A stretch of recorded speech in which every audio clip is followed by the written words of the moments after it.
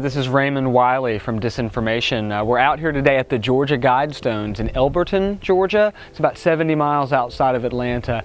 And as you can see here, it's 17-foot tall, strange granite monument that has 10 guidelines printed on it or etched into it about what to do after the shit hits the fan, as it were, and the apocalypse comes.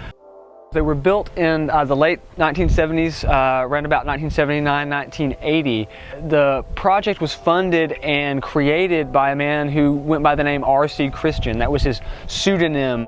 R.C. Christian's an interesting fellow because apparently he has some sort of Cold War fears, nuclear hang-up perhaps, that's made him decide that he wants to create, well, what is essentially a giant Rosetta Stone. Though it does have these 10 guidelines on it, I think what is as important as that is the fact that they're printed in the 8 most popular modern languages. No one knows exactly who R.C. Christian was, but it's known that he was backed up by a small group of men and that he was maybe a level of about $250,000 to $300,000.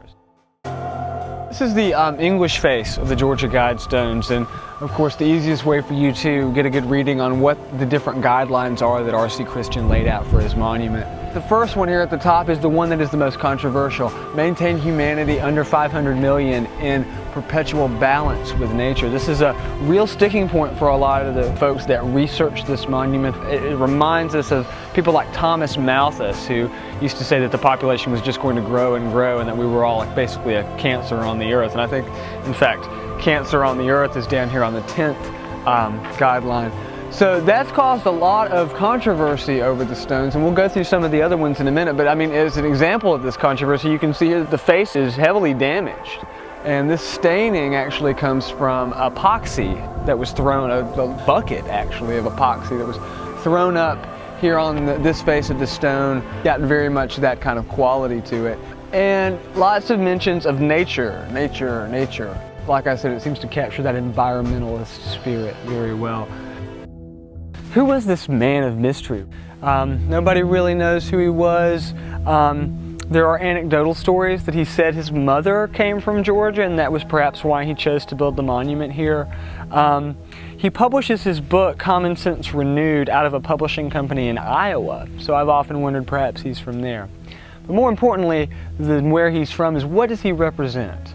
You know, is he perhaps a Rosicrucian, a member of something like the AMORC or another modern incarnation of the Rosicrucians? In case you don't know who the Rosicrucians were, they were this sort of 17th century esoteric fraternity. They're the forerunners of Freemasonry. They're the first secret society, right?